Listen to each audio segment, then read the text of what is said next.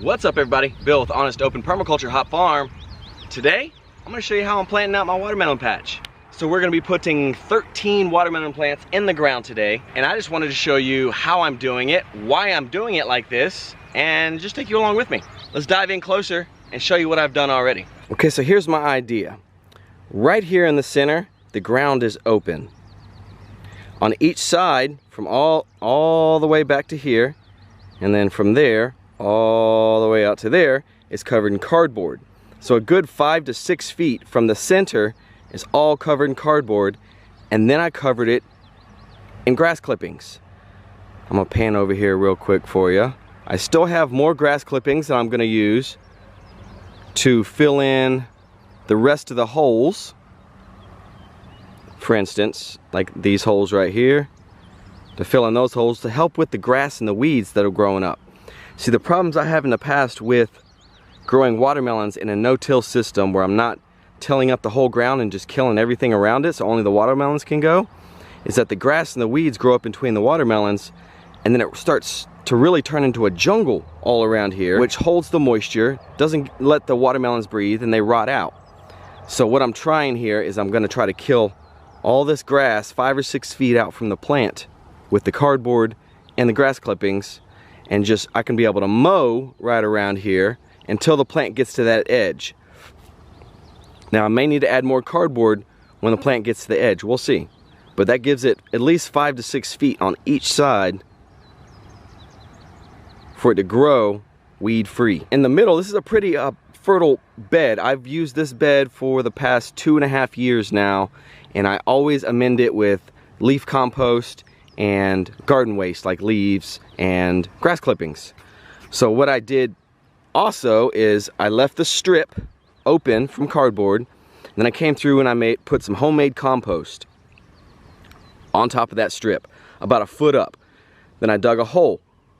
So now all I need to do is drop this watermelon plant in that hole and cover it up.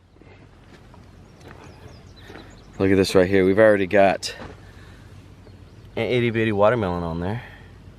So these things are definitely due to be planted. They need to have a solid 80 days of growth, of warm weather for these things to grow in. 80 days, 3 months-ish. So let's plant these guys. Most of these have 2 plants per pot as well. Some of the roots are just starting to poke out the bottom of the pot. That's a good indicator of when you need to get these things out of here. See, they're not really root bound, which is good. You don't want your watermelons or your cucumbers or your vines to get really root bound. They don't like it very much at all. We're just gonna place it in that hole. Push the compost around.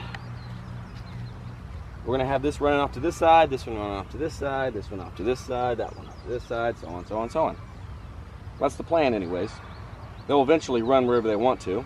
So again, for the kids in the back, here's our plant. This one's even got a little watermelon on it. Put your hand on top, tip it over, squeeze, pull. If you're a little root bound, go ahead and loosen some roots up. If not, turn it back over. We want this one to run this plant to run that way. So we're gonna lay the plant vine that way, stick it down in the hole, cover it in compost. Pack it down just a little bit. You don't want to pack it down really hard. You want those roots to have a good chance of spreading out, but you don't want air pockets in there, which will make it anaerobic and then might kill your plant. So that's what we're gonna do down the whole row.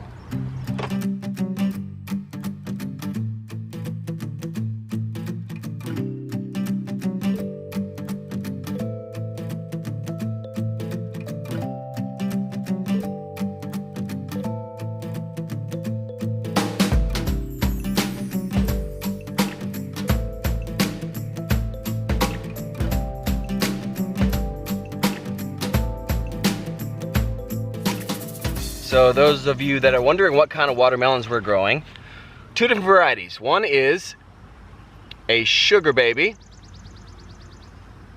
and the second one is Charleston Gray. It's a bigger watermelon, big long watermelon. And then this one's a rounder watermelon, not as big. We're pretty much done here, guys. All we need to do to maintain these is watch for pests. They will get a beetle that likes to lay eggs on them.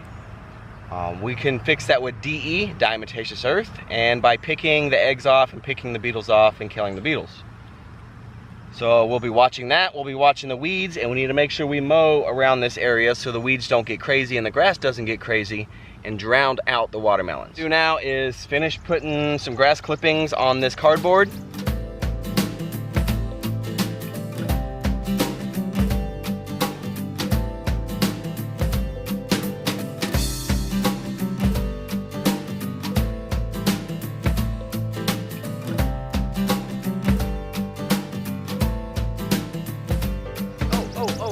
Wait, don't go. I totally forgot about one important step. How am I gonna keep the deer away from eating it? I'll be right back.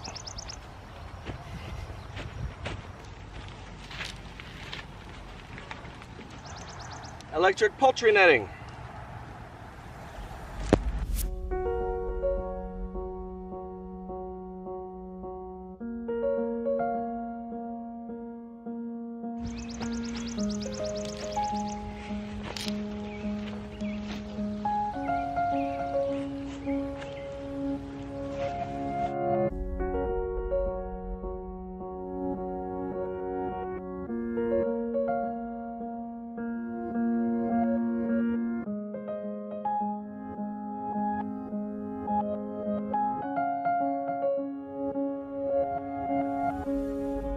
And there you go.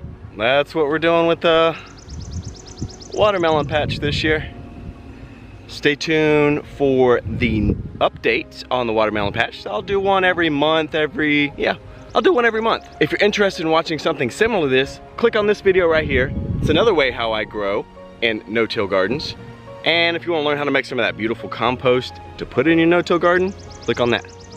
Later.